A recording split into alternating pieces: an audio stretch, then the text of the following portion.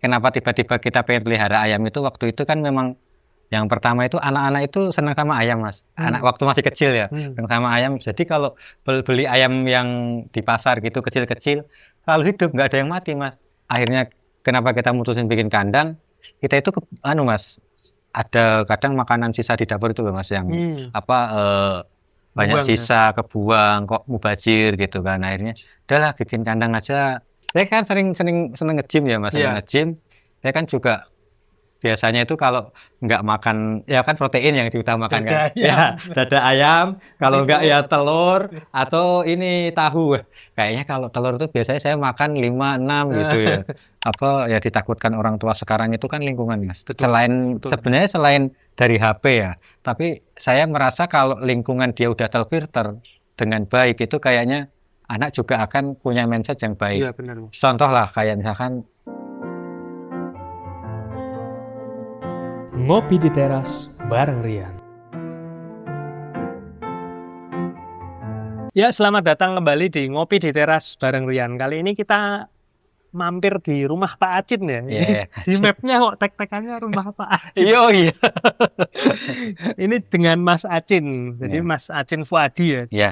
Kita ini di Jogja apa Sleman? Sleman Mas. Sleman, maksudnya Di Sleman. Sleman. Iya. Jadi kita ngobrol-ngobrol, janjian juga dengan Mas Acin. Mas Acin dikontak juga sama istri. Iya. Puji Tuhan bisa ketemu.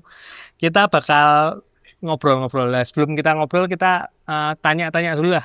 Kenalan dulu sama Mas Acin. Mas Acin asli mana sih sebenarnya? Saya aslinya dari Magelang ya. Mas Acin apa Mas Fuadi nih? Kalau Mas Fuadi itu nama di ininya aja.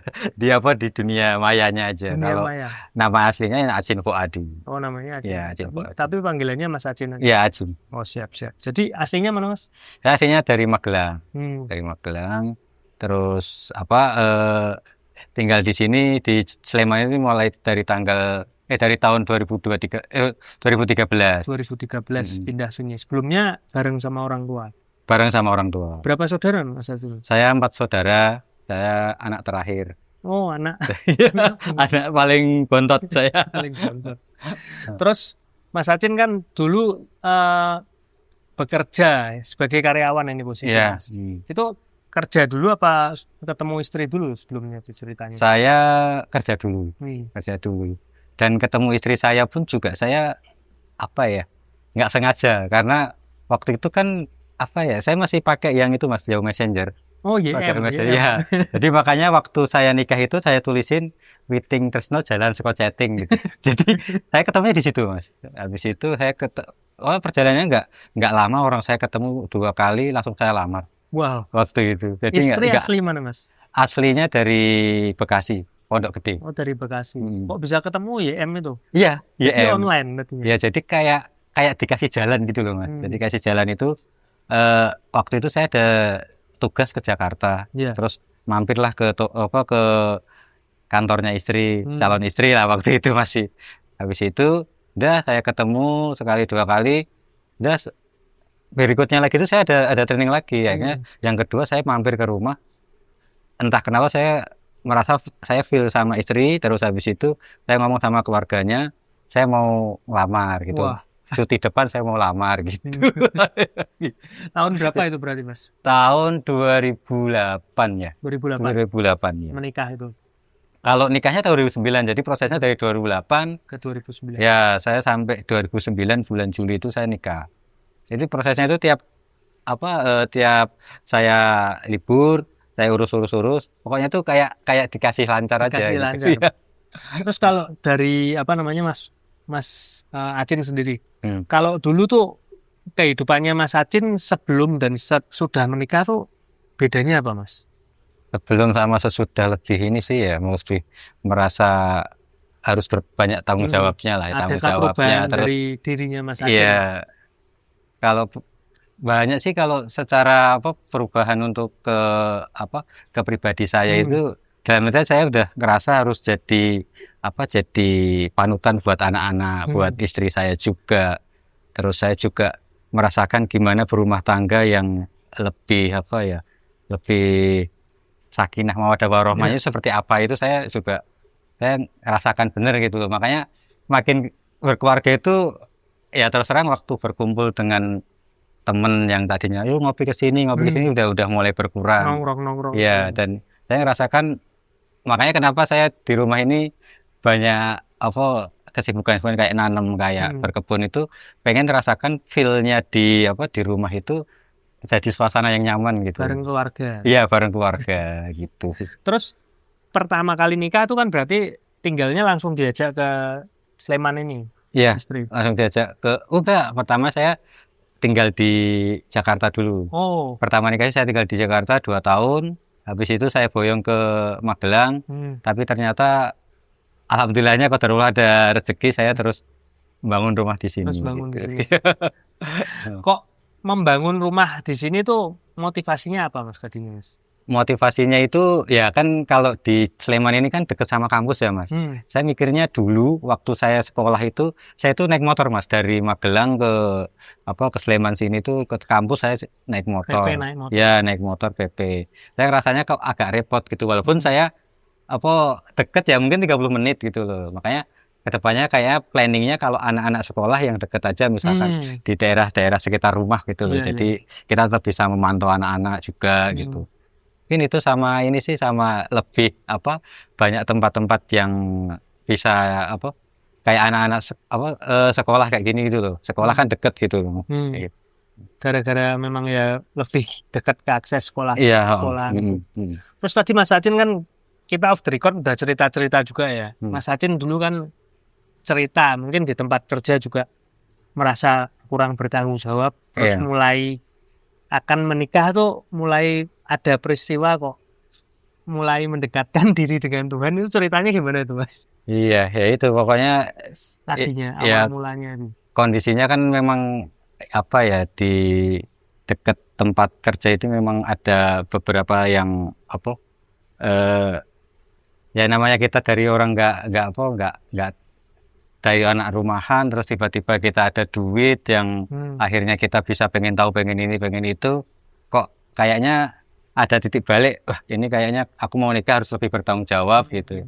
Ya udah akhirnya saya ini aja melakukan hal yang istilahnya yang mungkin agak berlawan arus dengan teman-teman gitu ya. Berlawan teman-teman, saya harus mulai bertanggung jawab, mulai menata hidup lagi untuk lebih baik gitu. Kayak gitu sih mungkin. Nah, tantangannya itu kalau sama teman-teman ketika Mas Acin mulai jadi lebih baik itu kan kadang wah lah asik gitu. Bagaimana itu? Iya memang kayak gitu ya, tapi makanya saya itu dari yang dulu itu sempat ini kan Mas begitu dari lah asiknya itu mungkin saya lebih ngerasain waktu di pola makan Mas. Karena kan ketika saya udah jadi itu perubahan pola makan juga Mas Acin? Ya ada perubahan di pola makan juga karena waktu itu memang udah mulai agak nggak enak di badan juga kan. Kalau waktu yang saya berproses dari awal mau nikah itu memang ya kita terlalu normal aja ya, tapi kalau berhubungan dengan teman-teman yang akhirnya agak nggak enak gitu, itu saya titik baliknya itu di 2014 akhir ya. Itu sudah menikah berarti itu Bos? Sudah menikah terus habis itu saya jaga pola makan saya yang sedemikian rupa saya ngikutin itu yang OCD Deddy Corbuzier itu kan. Nah itu saya terus ya karena makanya saya milih di tempat begitu saya ngumpul sama teman-teman tuh saya kadang nggak makan, saya ditawari gorengan saya nggak mau, ya sebenarnya sih bukan nggak mau tapi saya membatasi gitu loh, karena saya tipikalnya itu orang tuh yang makan itu sekali makan itu kayak kayak bisa merangsang pengen makan yang lain lagi, kayak susah ngerem gitu Mas. Susah ngerem, akhirnya ya udah saya terus harus kalau saya punya goal yang ini ya saya harus punya menghilang rasa nggak enak lah istilahnya. Dulu tuh berarti sempat obesitas Mas, sempat kelebihan berat badan. Iya, saya dulu itu sebelum saya mulai diet itu saya 87 Mas, 87. Berat badannya. Sekarang posisi berapa? Saya sekarang normal di 63 sampai 67 lah. Wow. Di normal itu. Banyak juga turunnya. Tapi sebenarnya sih kalau sih harusnya 62 ya, tapi karena mungkin saya banyak nge-gym ya jadi ototnya yang masa ototnya yang ini ya. Berarti pas mulai jendela makan itu ya? Iya, jendela makan apa OCD itu. OCD itu saya sebenarnya sih 2015 itu saya OCD itu lumayan bagus lah karena 1 tahun itu saya udah turun hampir sekitar 20 kilo. Tapi waktu itu saya belum olahraganya belum nge-gym. Jadi belum cuman nge-gym. OCD itu tapi Ya. nggak olahraga. Saya nge-gym itu malah justru waktu ada COVID itu Mas. Oh, 2000 berapa ya? 2009 2020 malahan itu. 2020. Saya mulai nge-gym. Karena kok apa lari terus ini tuh kan memang udah banyak yang ngikuti terus naik sepeda juga. Cuma kadang sebenarnya itu dulu juga suka badminton ya Mas, tapi kadang badminton itu ngerasain kalau nggak ada teman pasti kita nggak bisa main ya. Udah saya cari olahraga yang benar-benar saya bisa sendiri gitu tanpa tergantung sama teman-temannya. Kok saya ngerasain feel-nya ke gym kok nyaman gitu ya. Akhirnya saya sampai sekarang gitu. Jadi kayak kalau menurut dari cerita Mas Acin nih mulai mendekatkan diri dengan Tuhan juga kok ke jasmani dan sebagainya mulai dibenahi juga ya Mas. Iya, tidak saya benahi ya. Jadi kayak mulai deketinnya ke Tuhan kok malah bisa mulai nata diri juga ya Mas. Iya. Saya itu sebenarnya kalau untuk ke Tuhan itu malah justru belum yang makin deket banget itu ngerasain Allah hadir ke dunia saya itu malah baru-baru ini aja Mas 2020 Mas. Baru-baru. 2020 itu saya ngerasain kan karena apa yang saya lihat itu kadang membentuk pola pikir saya ya Mas. Yeah. Kayak kita tahu-tahu misalkan saya ada kan waktu itu kan saya sering ada ini ya mulai lihat-lihat yang kayak kajian kayak gitu. Dan saya itu selalu disinggung dengan yang hubungannya dengan hutang gitu Mas. Hutang. Tentang hutang. Iya, dengan hutang. Jadi kalau di Islam itu kan ada istilahnya riba itu kan sangat ini ya Mas, sangat dosanya sangat besar banget kan. Bahkan saya waktu saya secara spiritual saya mulai rajin membaca Al-Qur'an, saya baca artinya segala macam itu saya menemukan kok ayat tentang riba ini banyak disebut di situ gitu loh. Bahkan sampai saya 8 kali di beberapa ayat gitu. Jadi dari situ saya kan waktu itu masih ada utang rumah ini. Saya KPR rumah terus. Masih ada KPR. Iya, KPR rumah terus masih ada utang saudara sama kakak saya juga yang nggak sedikit. Terus mobil juga saya masih KPR. Pokoknya saya itu banyak utang walaupun saya secara ini saya tetap saya normal gitu loh, nggak ada masalah terlambat gitu. Tapi saya lancar gitu. Tapi saya menyadari ini keberkahan ini harus hadir ke keluarga kecil saya. Dalam artian saya nggak mau yang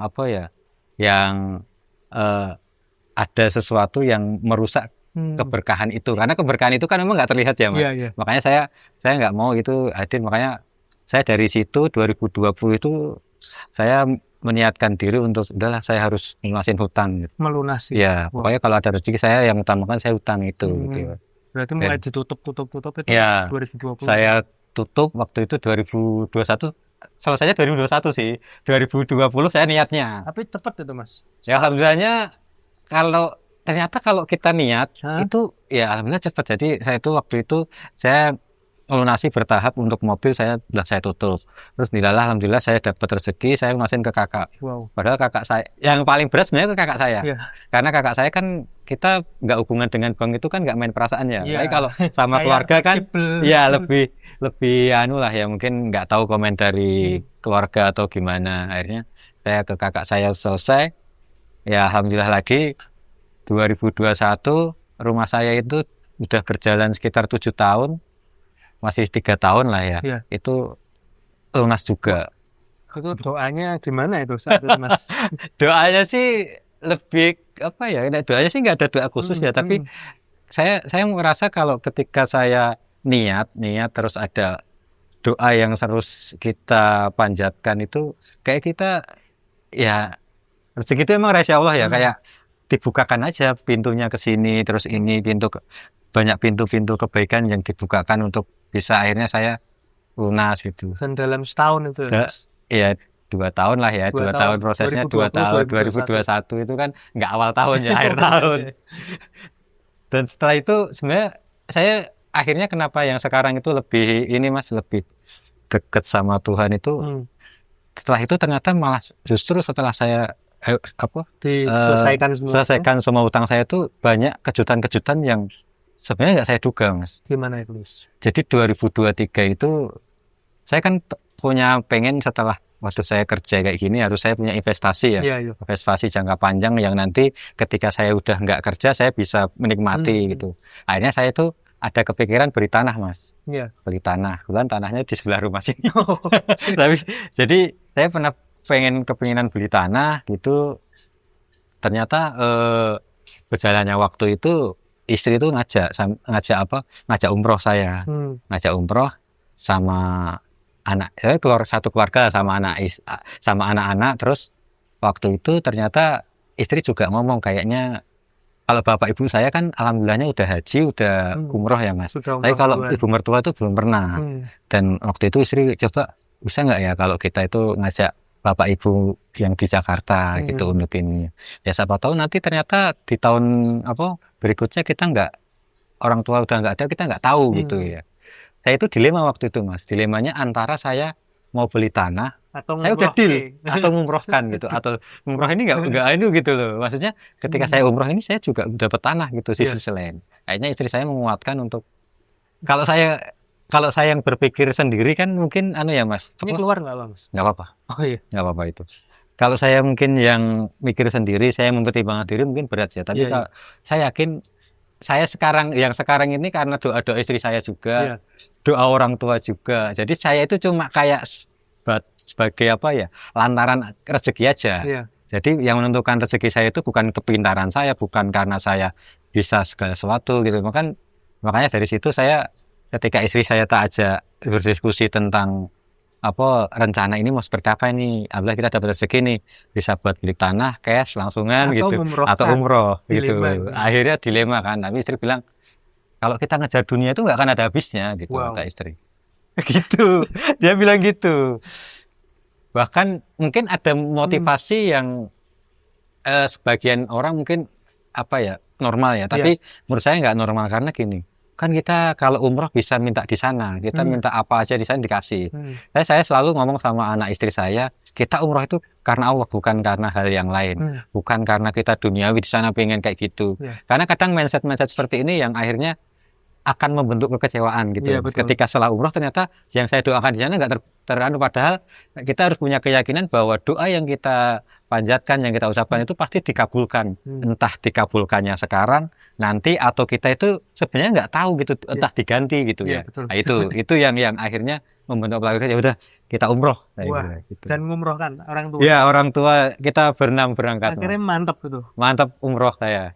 Dan saya harapannya kan tahun depannya saya nanti tahun depan kalau ada rezeki saya ini lagi lah bisa ngomong beli tanahnya gitu loh. Tapi itu sebenarnya nanti dulu. Ya nanti dulu ya umroh itu. Orang tua. Ya orang tua.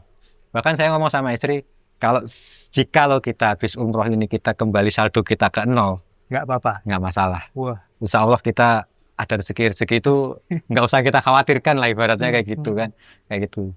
Tapi ternyata habis itu malah banyak kejutan Mas saya. Wow. Jadi kalau bentar Mas, ini seru soalnya. Ketika mulai ngajak umroh sama orang tua dari istri itu, di sananya dapatnya apa Mas? Di sananya maksudnya ada kejadian apa di sana ketika itu yang berkesan? Yang berkesan sebenarnya ada kalau berkesannya tuh setelahnya Mas. Tapi sebelumnya terus terang saya itu dan di sana itu saya ngerasa sama istri itu waktu itu tuh memang agak ini ya, mungkin kalau salah paham kita namanya di rumah tangga sering salah paham pasti ada itu. Dan di sana itu kayaknya bener-bener lost, dan puncak salah paham saya sama istri itu bahkan sampai malam saya masih kayak ribut ya, walaupun mungkin karena saya tahu anak-anak udah tidur, saya tuh ribut, saya lampiaskan semua emosi di situ, bahkan sama istri itu saya sampai nangis. Padahal di sana Iya, itu nggak ada yang tahu waktu itu. Padahal waktu itu saya tuh karena cuma selisih paham yang kayaknya waktu itu saya makan di situ kan, mau makan di restorannya, tapi waktu itu saya itu telat karena saya ibadah dulu kan, ibadah terus saya telat, Terus saya itu agak kesel Marah. mukanya, agak kesel karena kok makannya udah habis gitu loh. Udah. Sebenarnya sih nggak habis sih Mas, cuma saya nggak tahu tempatnya. Waktu Iya. itu tempat yang di sini memang udah habis, tapi ternyata ada 2. Dan waktu itu saya komen dong sama istri cerita kayak gini-gini. Tapi tanggapan istri waktu itu tuh saya ngerasa nggak enak gitu loh di hati saya kok nggak enak. Akhirnya dari situ saya mulai meninggikan ego saya yang memang saya egonya tinggi banget kalau sama istri kan. Bukan saya ini anak keempat, istri juga anak keempat bersaudara juga yang Bungsu bontot. ketemu bungsu. Ya bungsu Bontot. ketemu bungsu yang egonya sama-sama tinggi gitu ya Mas. Jadi di sana itu benar-benar meledak. Tapi ya alhamdulillah cuma malam itu aja saya meledak. Pagi juga istri masih yang nangis kayak gitu. Karena anak, tapi ya saya usahakan kalau saya ribut sama istri anak-anak nggak tahu ya. Dari situ. Tapi waktu itu jam berapa ya? Sekitar jam 2 saya ngerasa ini saya ke masjid. Saya menyadari kalau Salah. ya apa ya, kalau semua jadi api kayaknya nggak akan bisa rumah tangga ini akan bertahan lama gitu ya atau ini kan, karena waktu itu memang saya ngerasain kok nek cowok itu apa ya Mas, egonya itu tingginya itu gini, ketika istri mengarahkan kayak gini tuh kayak kok gue nggak terima, nggak menghargai, padahal suami itu kalau misalnya dicolek atau ditegur ini tuh sebenarnya kan udah dia akan bisa lulus sendirinya. Tapi karena ya tadi Mas, karena berangkat dari mungkin kita egonya kayak gitu, kita belum bisa saling negur, akhirnya kalau selama ini saya jadi api, istri tetap jadi api juga, ya kapan aku akan bisa membina keluarga yang ini? Justru saya menemukan bahwa sabar itu nggak ada batasnya Mas. Kalau sabar ada batasnya itu bukan sabar. Karena kenapa sabar itu nggak ada batasnya? Karena memang hadiahnya istimewa banget gitu, surga gitu ya. Jadi akhirnya di rumah tangga itu bukan hanya kita menyatukan 2 hati, tapi saya menguji kesabaran saya. Di sana malah diuji. Iya, di sana diujinya. Tempatnya. Iya, diujinya di sana. Dan dari situ habis saya malam itu saya selesaikan semua, saya kelar, bahkan ya ibaratnya saya kalau misalkan apa ya merendah sama istri, saya mungkin nggak ada ruginya, karena teman kita terbaik kita itu saat kita tua nanti sampai kapanpun ya istri kita, pasangan kita itu. Makanya saya minta maaf sama istri saya kalau saya salah segala macam. Akhirnya dari situ tuh dilebur semuanya, dan setelah itu baru hari kedua kayak Mas. Hari kedua kalau hari ketiga. Jadi masih panjang. Iya, waktu itu di Madinah saya Bang, masih di Madinah. Jadi dari situ kita benar-benar menikmati ibadah, dan bahkan sekarang itu anak-anak itu selalu Pak kita ke sana lagi, rindu. Karena kerinduan, dan saya merasakan kenikmatan ibadah yang paling nikmat itu ya di sana. Saya kayak nggak mikir apa-apa. Kalau di sini tuh kadang ego apa ya, ketika ya kayak kemarin saya kenapa saya YouTube-nya agak lambat itu. Ini sedikit cerita ya Mas. Jadi saya itu YouTube dalam 1 bulan itu kan kadang kita ngambil take tuh pagi ya Mas, pagi sampai siang gitu kita sambil lihat review-review. Nah waktunya itu kebentur, makanya kenapa Mas Rian kesini saya ajak pagi karena biar nggak kebentur ajan. Jadi waktu itu ajan itu saya tuh nunggu ajan dulu, kan ajan biar orangnya nggak masuk ke mic tuh. Kalau nggak banter itu Mas. Ya nggak kayak gitu kan malah ini tuh. Tapi saya mikir-mikir, loh kok kebalik ya, saya itu pengen bikin YouTube, pengen menginspirasi banyak orang, pengen memotivasi kebaikan, tapi caraku kok salah gitu loh. Kok saya kok malah yang ada panggilan dari yang bikin hidup, yang menentukan hidup saya kok malah saya abaikan. Akhirnya dari situ saya mulai tak atur. Mas, kalau yang temen yang itu, yang kamera itu, Mas kalau kita ajan kita berhenti gimana? Alhamdulillahnya dia mau, dan ternyata saya malah bisa ngajak dia untuk yang ayo rajin ke masjid gitu. Ya. Gitu. Oh ya, memang ya. Tadi Mas Acin juga cerita ya, maksudnya YouTube ini sementara di off-kan dulu. Karena ternyata menyita banyak waktu. Menyita banyak waktu banget. Jadi kayak kalau teman-teman lihat YouTube-nya Mas Acin kok berhenti, kenapa ya? Real life lebih penting ya Mas. Daripada yang apa namanya yang di kamera itu, ternyata menyita waktunya cukup banyak. Iya, benar banyak. Tapi ada shotnya sih, masih ada. Kalau tapi walaupun kan enggak dari Instagram, dari IG ya ditata yang error gitu. Oke, kita lanjut. Tadi Mas habis umroh tuh, setelah umroh bareng dengan bapak ibunya, istri juga. Ya, jadi saya setelah pulang umroh itu kan ya kalau dibilang saldonya mungkin udah nggak banyak ya Mas, karena saya memang waktu itu memang udah yang penting kita umroh, gimana caranya niatkan untuk ibadah. Nah setelah umroh itu ternyata alhamdulillah saya dapat rezeki Jadi dari yang mobilnya sekarang udah lunas, mobil saya kan tadinya yang mobil Calya itu Mas, yang Iya. mobil ini kan. Jadi saya alhamdulillah bisa ganti mobil dan itu saya bisa beli cash. Wow. Jadi bisa beli cash. Terus habis itu saya kan sempat ini Mas, sempat ngomong nanya yang tanah itu kan. Kalau tanahnya masih belum bisa dijual. Tapi habis itu saya bisa selain mobil itu saya bisa apa ya kemarin tuh. Pokoknya bisa renov rumah juga, pokoknya banyak rezeki-rezeki yang oh iya istri itu waktu itu nih apa beli HP gitu, HP saya udah mulai Iya. rusak gitu kan, ternyata juga malah dikasih HP yang bagus juga Oh. untuk bisa beli gitu. Jadi dari situ saya merasa bahwa kita itu nggak usah khawatir dengan apa rezeki kalau Rezeki. kita itu selalu berada di kondisi dalam lingkungan yang baik dengan hati yang kita selalu positif. Itu tuh rezeki insya Allah selalu ada gitu. Ya, dari kayak melepas kekhawatiran yang pertama kali itu dan memberangkatkan bapak ibunya istri Iya. ke umroh itu kan kayak apa ya, ternyata diberi lebih sama Tuhan Iya, benar. dan lebih-lebihnya Iya. nggak nanggung-nanggung kayaknya Mas ya. Sebenarnya kalau secara manusia mungkin nggak mungkin itu ya Mas. Ya, kalau dipikir logikanya kan nggak mungkin ya saya bisa berangkat ke sana, terus habis itu sampai rumah, ya apa, ya kita memang apa ya, hitungan matematisnya itu memang nggak masuk gitu. Karena tadinya tuh saya dari mental yang apa-apa saya pengen harus kredit segala macam, terus kayaknya kalau beli cash itu kayak nggak mungkin gitu. Tapi ternyata alhamdulillah kok bisa gitu. Ternyata aku udah bisa di level ini, maksudnya kemampuan saya tuh harusnya bisa seperti ini gitu. Dan itu ternyata membuat hati kita lebih tenang, lebih bahagia, lebih apa ya, lebih bisa memaknai keberkahannya itu di situ gitu. Daripada ya sekedar kita butuh, tapi sebenarnya kita nggak memposisikan kita mampu gitu, kita nggak mampu Betul. gitu. Ya kalau kredit sebenarnya ngelangkai ya. Iya. Dipikir-pikir juga. Ya saya masih ada beberapa kredit jujur gitu, cuman kalau mikir kredit itu juga kayak kita membeli masa depan Mas. Sebelumnya nggak bisa kita beli tapi kita cicil dulu. Iya. Itu buat kadang nggak tenang ya Mas. Kalau belum bisa bayar kok ada ganjilan Mas. Oh. Cuman ternyata kalau hidup tanpa riba itu ternyata lebih nyaman juga, Lebih lebih nyaman. tenang di hati juga aman mungkin. Iya.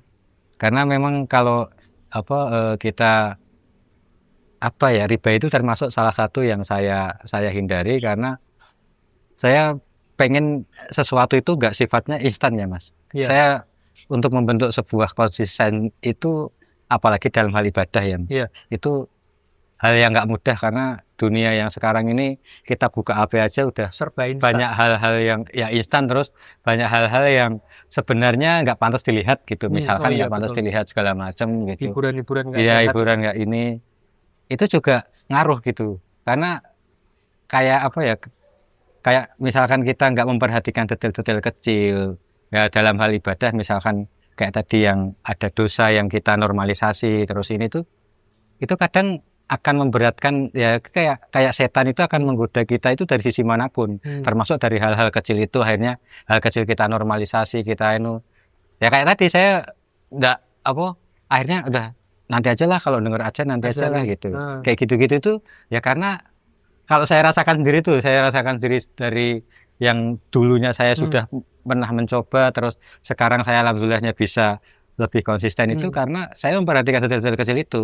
Apa yang masuk ke saya, makanan mau apapun, kalau bisa jauh dari hal-hal yang bersifatnya itu yang nggak baik gitu ya, kayak gitu saya. Kayak gitu. Ya benar sih Mas, itu kalau dibuat dinormalisasi semua kayaknya berbuat dosa tuh normal-normal aja. Iya. Ternyata ketika Mas Acin berusaha untuk menyadari ya, kesadaran itu dari Allah juga ya. Iya. Bukan dari Mas Acin sendiri. Iya, bukan. Dianugerahkan oleh Allah itu juga. Cuman setelah berkesadaran tuh ternyata ya bisa ya Mas. Banyak hal yang bisa, yang tadinya normal-normal aja ya ternyata nggak bener ya Mas. Banyak yang nggak bener untuk kita hindari, bisa kita hindari, kayak tadi mengabaikan suara azan, terus dengan berutang juga tuh ternyata kan kalau mau lurus tuh bisa loh, cuman tinggal mau apa enggak ya Mas? Nah itu Mas, yang tadi itu benar-benar yang apa? Sebenarnya kalau kita misalkan kalau di agama Islam itu malah Iya. justru memang ini Mas, apa? Ketika kita udah disediakan di keluarga kita disediakan makanan. Jadi bukan malah memenuhi panggilan adzan, kita harusnya makan dulu karena istri udah nyediakan makanan, kita makan dulu baru kita ke masjid. Jadi kalau ada uzur-uzur kayak gitu, itu kita nggak apa-apa. Tapi justru malah gini Mas, kalau ketika misalkan kita nggak yang bahaya itu kan kita nggak ngapa-ngapain, kita cuma scroll HP atau kita main game, kita denger adzan tapi kita nggak, dia diam aja. Tapi kalau ada hal yang sifatnya kayak kerjaan, terus kayak yang tadi kita disediakan makanan, itu justru kita harus mengutamakan itu. Yang Bukan, sudah menyediakan iya, dulu. dihargai dulu. Baru ke masjid. Baru ya ke masjid, ya gitu. Jadi Baru waktunya dengar bisa. baru tahu ini saya. Ternyata memang ya maksudnya kalau kita mengutamakan masjid mungkin, tapi sebenarnya istri sudah menyediakan itu malah salah ya Mas Wedang. Ya, salah. Ya sebenarnya sih bukan salah ya, Mas, tapi karena itu kan sesuatu hal yang normal ya. Karena terus terang Mas, saya tuh ketika kan saya dulu itu ngerasanya image apa ya, kekajian itu rasanya kayak ya dulu kan pernah ada banyak ya kayak teroris segala macam gitu kan, rasanya itu kayak kita itu ada orang yang apa ya, yang ekstrim, akhirnya jadi ekstrim, jadi ekstrim fanatik gitu ya. Tapi ternyata ketika saya masuk ke situ itu nggak seperti itu gitu loh. Saya ngerasa orang tuh selalu berpikiran udahlah cukup, saya ilmu saya itu agama saya waktu di sekolah gitu loh. Di sekolah atau di mana di kuliah gitu. Habis itu ketika dia udah menjalani agama sesuai dengan yang dia pahami waktu sekolah gitu loh.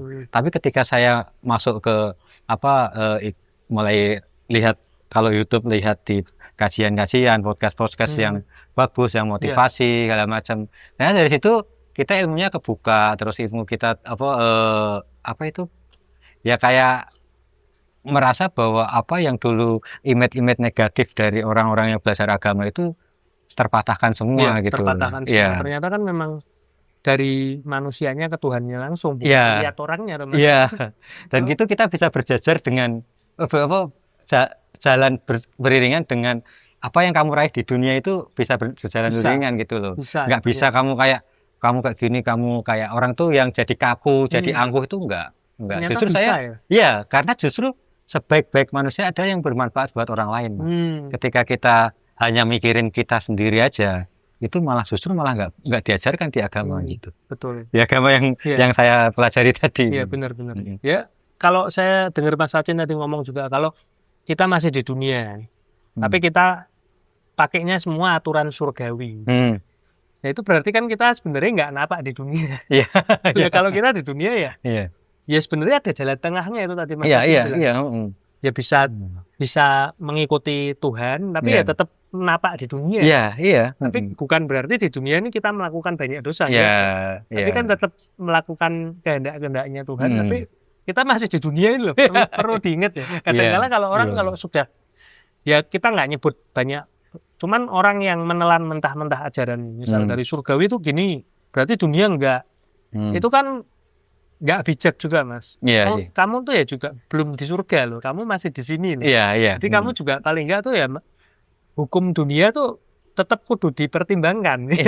Kecuali kalau kita sudah nggak di sini. Jadi full di surga mungkin ya harus menaati hukum surga semua, hukum dunia ditinggalkan. Ya, kita masih hidup kok. Ya tetap ini dipertimbangkan. Dan itu kadang ini Mas, kadang ada orang, saya juga termasuk saya juga ya. Ketika kita udah mulai belajar ilmu itu, hal yang nggak susah kita kendalikan adalah ego Mas. Ego ketika kita udah dapat ilmu, kita pengen menyebarkan ke orang. Ilmu kebaikan itu kan ada itu ya. Tapi yang kadang nggak disadari itu, kita nggak melihat tempat atau kita cara penyampaian kita ke orang itu kadang melukai atau apa. Jadi sebaik-baik kita itu ya yang kita bisa paham. Misalkan saya ada temen yang sekiranya dia memang nggak masuk ke situ, saya nggak akan memaksakan untuk saya ngajak kebaikan gitu. Atau ini saya lebih ke ini aja sih, kalau saya bisa memposisikan diri saya di lingkungan dan nggak apa ya, saya tetap nggak mengabaikan ibadah saya, itu udah cukup.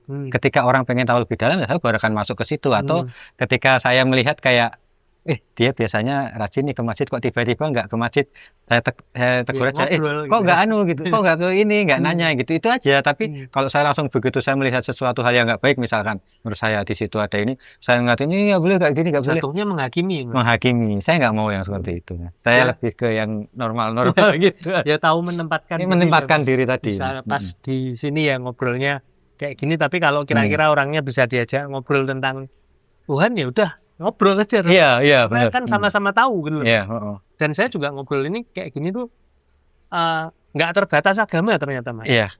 Agamanya beda pun tuh kita bisa ngobrol Iya, tentang iya. Tuhan loh, Mas. Karena Iya. Tuhannya itu kita sama. Iya, benar. Mau kita sama-sama di dunia. Iya, iya, iya. Mau beda-bedain agama itu kotak-kotak. Iya. Wong semua ujungnya kebaikan. Iya, kebaikan. Nah, terus sekarang cerita tentang rumah ini, Mas. Iya, iya, iya. Ini mulai itu renov kapan sih sebenarnya, Mas? Ini kemarin kita renov itu mulai awal ini ya, awal Februari. Oh, baru. Awal Februari. Baru aja. Ya, Ini konsepnya ini sebenarnya untuk yang di depan aja sih, maksudnya yang renov Ah. depan ini. Ya. ini jadi sing di atas itu ya, Mas Tugi. Ya, jadi ini tuh sebenarnya kelanjutan dari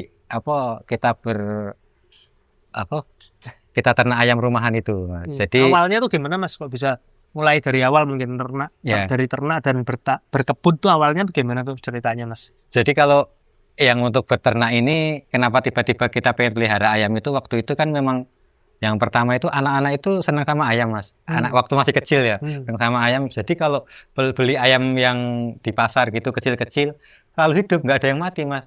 Kayaknya tangannya itu, Kopen ya? iya kopen. Kayaknya kok tangannya kok bagus buat pelihara kan pertama itu. Terus akhirnya kenapa kita mutusin bikin kandang? Kita itu Mas, ada kadang makanan sisa di dapur itu loh, Mas, yang banyak Buang, sisa kebuang, kok mubazir gitu kan. Akhirnya udahlah bikin kandang aja. Terus istri nyari-nyari kayak bagus kayak gini, bikin, ambil tukang, kita beli yang kecil-kecil juga, dan alhamdulillah pertama itu kita beli 5 dulu. Habis itu kok bagus. Daging apa telur tuh, Mas? Yang pertama itu petelur 3 sama pedaging 2. Oh, Bahkan yang pedaging itu waktu saya sembelih itu hampir 4 kilo, Mas, beratnya 4 itu. kilo? Iya, 4 kilo. Jadi makanan-makanan dari dapur ini benar-benar yang waktu itu malah hampir 60% makanan dari dapur. Itu organik berarti ya ayamnya. Iya. Karena pelihara ini kan habis itu kan saya kan seneng nge-gym ya, Mas, Iya. nge-gym. Saya kan juga biasanya itu kalau nggak makan ya kan protein yang diutamakan Dada kan. ayam. Ya, dada ayam, kalau nggak ya telur atau ini tahu. Kayaknya kalau telur itu biasanya saya makan 5, 6 gitu ya. Kayak pelihara itu kan pasti nanti kita bisa manfaatin dari sampah, bisa nanti yang telurnya kita konsumsi sendiri kan gitu. Dagingnya juga. Ya.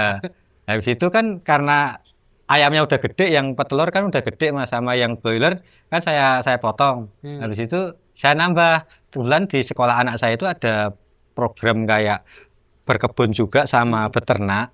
Di situ ada ayam. Ayamnya kalau saya tanya ayam apa? Ayam kampung KUB katanya. Dan KUB itu apa? KUB itu apa ya? Unit bank Litbang itu. Oh, Yang kayak dia itu keluaran ada perpaduan genetik gitu, genetik apa gitu. Kalau tapi kampungnya besar. enggak sih, cuma dia nanti bagusnya itu di produktivitas telurnya. Biasanya 1 tahun yang biasa itu sekitar 150, ini bisa 180 gitu. Oh. Jadi perbedaannya itu terus sama dia enggak terlalu rawan penyakit, dia tahan sama penyakit gitu ya. Jadi dari di sekolah anak tuh terus tanya tentang Ya, KUB. cara siapa yang jual, belinya di mana? Saya deket sini. Ya udah saya beli. Saya waktu itu beli 15, Mas. 15. Langsung banyak. Iya, langsung banyak karena habis itu saya mikir, wah kandangnya ini bisa tambah lagi gitu kan. Akhirnya yang petelur tadi saya bikinkan kandang baru yang sekarang jadi kandang kos putri. Itu saya tetap kasih 3, yang 15 saya kasih namanya kandang Pak Eko ya, keluarga Pak Eko. Karena waktu itu istri tiba-tiba ngasih nama itu ya tanpa tendensius ke nama Pak Eko ya, tapi memang itu natural aja gitu loh. Ya kasih itu saya kasih 15. Ternyata kan memang waktu dari awal kayak beli itu orangnya nggak ngasih tahu, Mas ini saya nggak bisa ngasih tahu bahwa ini yang jantan, ini yang betina ya, kata dia. Tapi kayaknya ini insya Allah ini banyak yang betina Soalnya gitu. belinya DOC deh. Ya Kecil-kecil. DOC itu kan saya masih umur 2 hari Mas. Nggak tahu Ya. makanya. Nah, ternyata memang waktu udah gede, udah ketahuan nih. Yang jantan itu ada sekitar 9, Waduh, yang betina enggak, yang kebalik. Yang jantan ada 6, yang betina ada 9 lumayan. ya. Dari situ tak tunggu sampai gede, yang jantan saya kurangi satu-satu, ada yang dibeli sama temen, ada juga yang saya potong juga. Itu saya manfaatkan. Mulai dari itu. Tapi saya tetap tak pertahankan jumlahnya segitu. Yang betina saya nggak nambah. Yang sekarang malah tinggal 6 kalau nggak 5. Itu sehari bisa berapa telur Mas kalau produksi? Kalau yang waktu usia produktif itu kita misalkan ada betina ada 6 ya, itu bisa 6, 7, 6, 5 ya, rata-rata sekitar 45 sehari ya. Pokoknya buat keluarga cukup. Buat keluarga cukup, lebih dari cukup sih, karena kalau yang di petelur ini sampai sekarang alhamdulillah masih ini Mas, masih bisa normal gitu loh. Jadi kalau ayamnya ada 3, tetap dia 3 terus. Tiap hari 3. Jarang sih kalau 2 atau 1 tuh jarang. Dia lebih dominan di tiap hari dia bertelur terus gitu. Mulai dari ternak ayam itu ilmunya cuman browsing aja apa sempat ikut kursus apa gitu Mas? Browsing sih, browsing sama ya lihat-lihat di YouTube, di Instagram gitu kan. Terus kita combine dengan kondisi aktual kita seperti apa gitu ya gitu. Tapi ya meminimalisir sampah rumah tangga ya. Iya, sangat efektif lah untuk. Terus sampai akhirnya berkebun juga tuh. Nah, jadi di samping-samping kandang ini kan masih ada kosong ya Mas, tanahnya kan. Kayaknya kalau kayak gini kayak gersang gitu. Kayaknya sayang kalau nggak dimanfaatkan. Akhirnya istri itu mulai nanam dari yang mudah. Kalau kangkung kan mudah ya Mas, gampang kan, tancap ini kan. Terus nanam cabai juga di situ. Udah dari situ mulai kan di situ kita kan pakai sekam Mas, di alas untuk untuk kandangnya. Jadi sekam itu kita pakai buat pupuk juga untuk tanaman. Setelah itu setelah dari kandang taruh ditaruh di tempat-tempat kayak kita kasih kayak bedengan atau ini batas-batas kayak gitu, kita olah di situ, bawahnya kita kasih sekam, terus kita kasih pupuk kompos, baru kita tanemin kayak gitu. Kita mulai menikmatin, di belakang kita tanamin semua kok bagus. Akhirnya kita sempat yang di depan rumah sini juga kita tanemin bagus. Sebelum ada ini kan terus. Memang kan tanah saya kan memang udah mepet Mas. Di depan ini kan tadinya kan memang rumahnya yang ngontrak ini jarang nah, dia ambil full waktunya di kerjaan. Terus saya tembung sini Mas, Mbak bisa nggak Mbak saya tanam di sini, kata istri kan. Saya boleh, akhirnya kita tanamin di situ. Terus di pinggir jalan sini juga kita tanemin waktu itu kan. Dari situ terakhir itu istri mulai bilang, wah kayaknya kalau kita nanam di tanah orang kayaknya nggak enak gitu. Kayaknya dia mulai tertarik dengan hidroponik. Waktu itu dia kayaknya kalau kita bikin kayak gini gimana ya. Waktu itu mau bikin di belakang itu kan ada ini Mas, ada kayak kolam yang tadinya memang buat ikan, tapi karena ngurusinnya agak repot, akhirnya nggak kepake, terus hanya sekarang buat nanam-nanam juga. Ya udahlah kalau hidroponiknya tadinya di situ. Ya tadinya pengen di situ. Saya udah ngubungin sama temen, udah mau jadi, tapi kayaknya kok kalau di belakang kok repot ya gitu. Terus mataharinya kurang, kata istri saya kan. Karena kita udah tembok keliling Mas, hampir 4 meteran keliling, jadi matahari paginya tuh nggak dapet.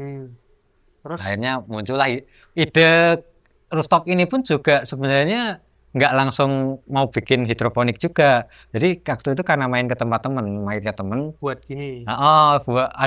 Bikin kayak gini, tapi dia bikin kamar. Kamar anak gitu loh Mas. Di atas. Nah, di situ saya istri ngobrol sama tukangnya. Pak, kalau ini bikin buat rooftop ini nanti buat tempat nanam-nanam bisa nggak Pak? Oh bisa Pak, nanti tinggal sesuaikan aja bahannya. Jadi dia ngasih tahu dari misalkan kelas A, kelas B, kelas C. Ini tergantung kebutuhan kata dia. Udah, saya pengen yang bagus kayak gitu, buat nanam nanti. Dan kenapa saya taruh alat gym di situ pun juga, saya waktu itu baru Mas, baru mau bikin itu, wah kenapa nggak temuin tempat gym sekalian. Jadi itu Tadinya memang mau bikin home gym. tadinya itu sebenarnya saya gelisahnya itu karena kalau saya ke gym itu waktunya banyak banget tersita itu loh Mas. Kadang di tempat gym tuh juga saya ngerasa kok waktunya itu kurang efektif gitu loh, karena pasti harus ngobrol dulu, terus di rumah nggak keurus. Terus juga tadi itu sih lebih ke saya merasa kurang nyaman ketika di gym itu. Mungkin tempatnya ya kalau ada yang Saya orang ngerti, yang Mas. ya itulah yang cewek yang Iya, seperti iya. itu, saya kurang nyaman. Terus dari segi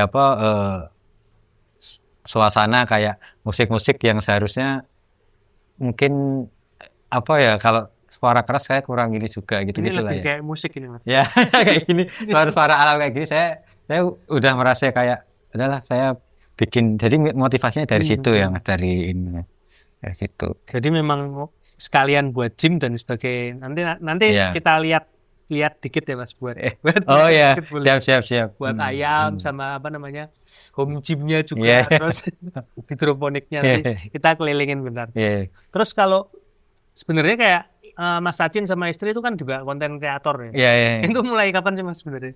Kalau Ya itu. mulai konten.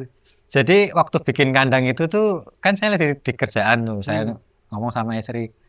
Tadinya memang saya buat pribadi aja waktu itu, follower tuh baru 1.000 kan, follower istri juga baru Nggak ada sekitar niatan sebenarnya. nggak ada niatan. Jadi memang kayak dapat momentum aja. Dari akun istri apa akun Mas Sachin dulu tuh? Pertama itu dari akunnya istri malahan, Oh. justru dari akun istri. Jadi istri udah naik, saya belum. Jadi malah dari cuma 400 follower waktu itu. Tiba-tiba saya Momennya apa tuh Mas itu? ya momennya bangun kandang. Jadi Bangun kandang. waktu bangun kandang itu Di video. aku bilang nanti videoin dari pertama bangun sampai terakhir ya, kata istriku kan gitu kan. Jadi waktu itu tuh udah mulai bagus itu penontonnya, tapi memang belum banyak, baru sekitar 600 sampai kayaknya sekarang udah sekitar 1 juta. Yang pertama kali itu Mas, yang pertama itu. Dan itu waktu saya di collab itu follower lebih banyak ke istri kan, lebih ke ini kan. Terus habis itu yang kedua itu udah jadi kandangnya. Waktu itu yang saya ngecat, kayaknya ini kok bagus dicat. Dari situ itu saya bilang tiap tag itu siap momen-momen ngecat itu saya minta istri videokan. Nah, jadi waktu itu itulah momen saya sama istri bisa akhirnya kayaknya ini bagus kalau bisa bikin jadi inspirasi gitu. Jadi kita tembus berapa? 29 juta deh kayaknya waktu itu viewernya waktu itu. Dari situ istri mulai naik. Saya juga masih belum naik waktu itu, Mas. Saya nggak sebanyak istri ya waktu itu, saya udah naik tapi nggak sebanyak istri waktu itu. Jadi saya naik itu saya bikin video sendiri yang emang saya edit sendiri berdasarkan apa yang saya kayak gini bagus, yang saya pikirkan kayak ini bagus deh gitu kan. Ternyata itu meledak gitu loh. Baru saya ngejar video anak juga ayam juga yang saya ngasih makan ayam sama anak. Ya saya ngasih makan sama anak itu berapa juta gitu waktu itu kan. Terus dari situ saya nyalip istri waktu itu, sempat nyalip istri. Wah, salip. Ya. Jadi habis itu tapi kayak gitu tuh momentum aja ya, istri dapat yang video yang memang dia kandang, dia naik, terus saya salib. Tapi habis itu sekarang saya disalib sama istri lagi, karena istri waktu itu ada bikin video yang bagus juga, yang tentang kandang juga. Akhirnya sekarang ya masih di atas istri, istri di atas. Ini kayak persaingan sehat. Iya. Persaingannya konten. Iya, konten. Cuman nggak menimbulkan pertengkaran. Enggak, karena kan kadang saya suka ngomong sama istri, collab dong gitu kan, kalau dia mau collab dong gitu. Saya juga sebenarnya karena memang pengennya yang kita bikin itu tidaknya memang ketika saya tanya ini bermanfaat nggak sih, kalau bermanfaat kayak saya post, kalau enggak ya enggak saya post itu kan. Jadi ya kalau itu selama itu ada nilai manfaatnya, saya pikir udahlah saya mulai rajin untuk bikin yang inspirasi kayak ini, kayak bagus gitu. Jadi memang awalnya kontennya bukan suatu itu ya Mas, bukan buat kesengajaan ya. Iya, bukan suatu kesengajaan. Terus kalau Mas Acin sendiri sama istri kalau dalam mendidik anak-anaknya tuh pola yang digunakan apa sih Mas sebenarnya Mas? Kan Iya. ini kan juga kayak udah diajari mulai beternak ayam, Iya. terus mungkin ikut nyirami ya. Hmm. Hidroponik nggak perlu nyirami ya, tapi Enggak. ada tanaman sih nggak Ada hidroponik juga. tanaman. Ya.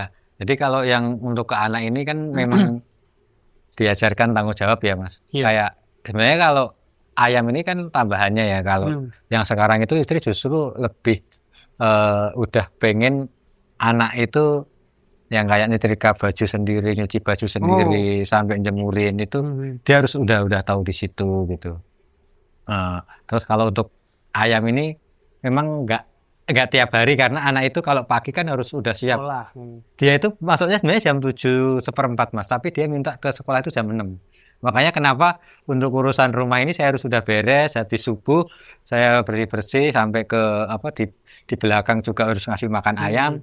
Anak-anak kan waktu saya ngasih makan ayam harusnya dia ikut ya, tapi karena dia harus mandi, harus sarapan, siap-siap bajunya, bahkan kadang anak yang cowok nih yang agak bandel itu.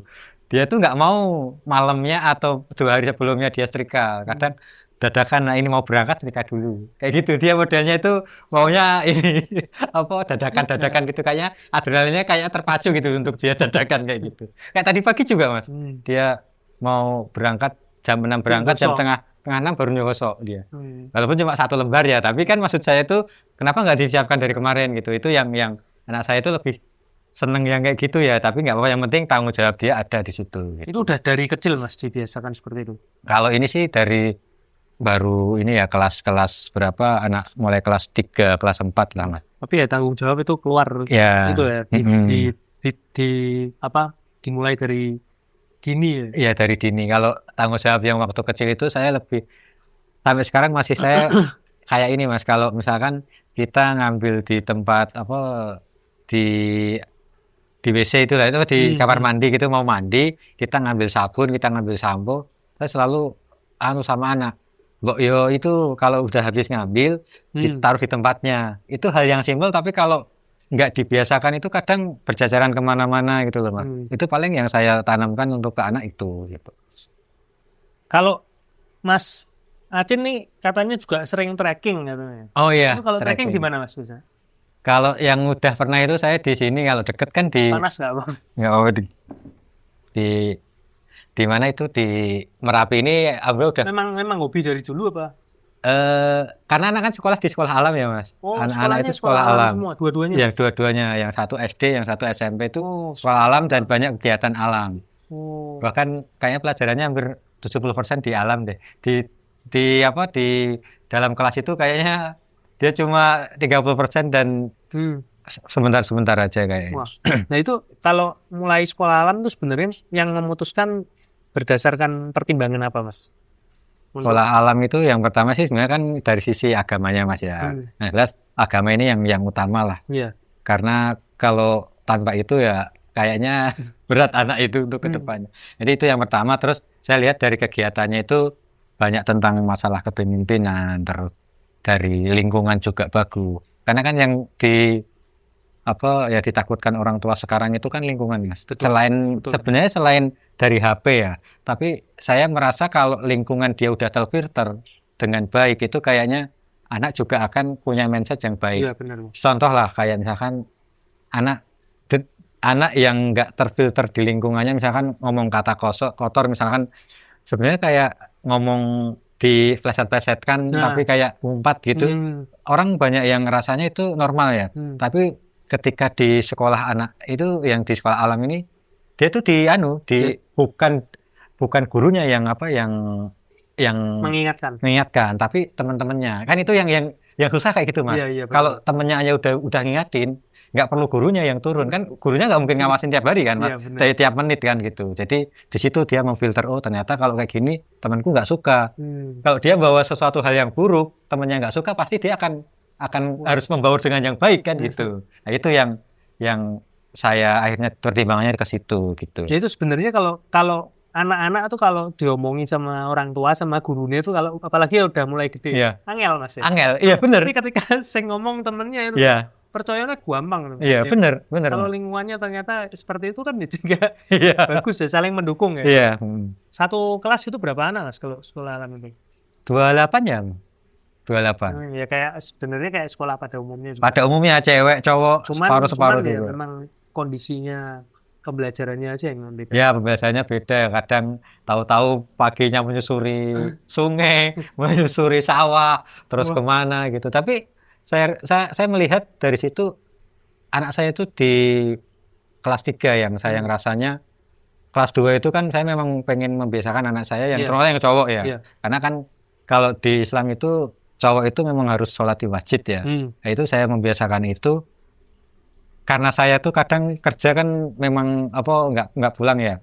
Kalau ada saya mungkin anak bisa saya paksa untuk Iya, iya. sholat ke masjid. Jadi istri saya itu ngabarin sama saya, adik udah ke masjid sendiri Wah. gitu. Dari situ tuh dia tuh tanpa disuruh dia ke situ, Mas.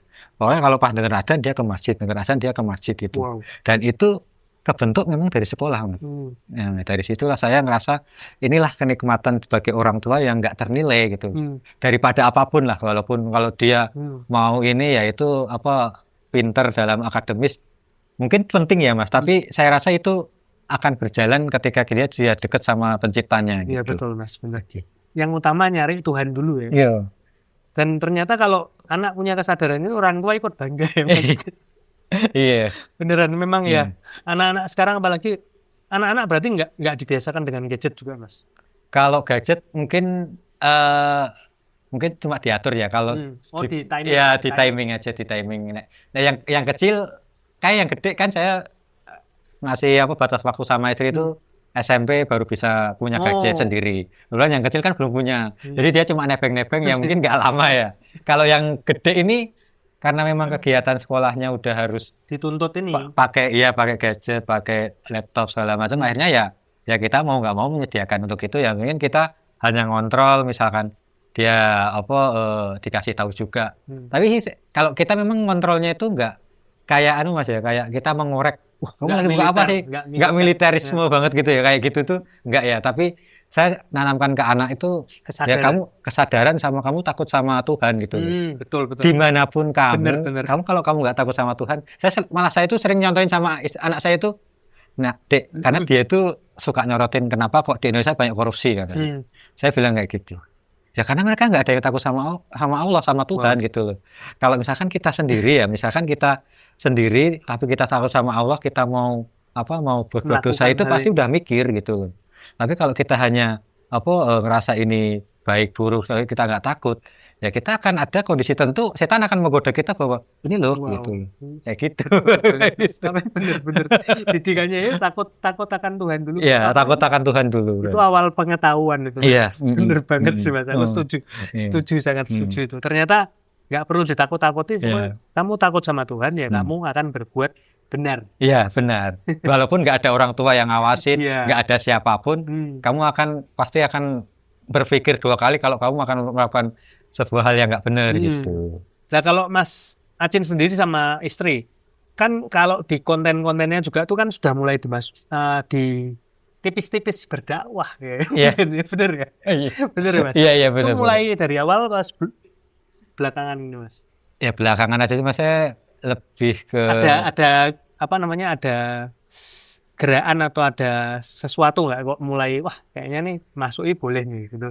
Saya ini aja sih, awalnya gimana itu Mas? Awalnya tuh kalau saya mikirnya, saya kalau lihat konten Mas, misalkan saya yang tadi ya mungkin kayak riba atau saya pengen tahu sesuatu tentang aturan agama yang misalkan kalau minum atau misalkan saya makan seperti apa itu, saya itu suka dilihatkan dengan konten yang lewat di beranda itu apa yang saya cari gitu loh Mas. Dan dari situ saya banyak terinspirasi dari situ. Misalkan ternyata doa waktu antara sebelum sholat setelah adzan sama sebelum iqamah itu bagus. Itu tuh saya juga dapatnya dari seperti itu. Akhirnya kenapa saya nggak sisipkan seperti ini juga untuk hal-hal yang baik.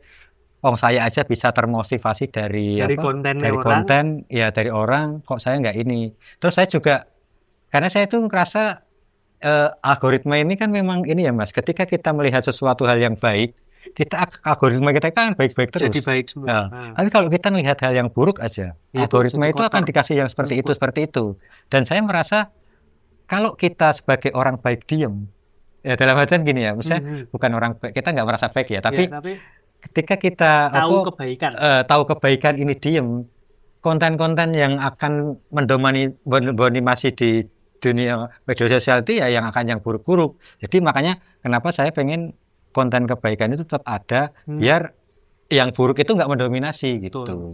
Seperti itu. Menyebarkan kebaikan. Menyebarkan kebaikan dari ya kita tetap akan paham bahwa di dunia sosial itu ada algoritma yang membentuk itu kan. Ya, gitu. Karena sudah tahu kebaikan ya kita sebarkan. Kita sebarkan. Juga, karena... Walaupun kadang memang gini ya Mas, ketika kita lewat beranda atau mungkin kita nggak tersadarkan dari satu yang kita lihat. Mungkin beberapa kali kita scroll, ya saya alami sendiri lah.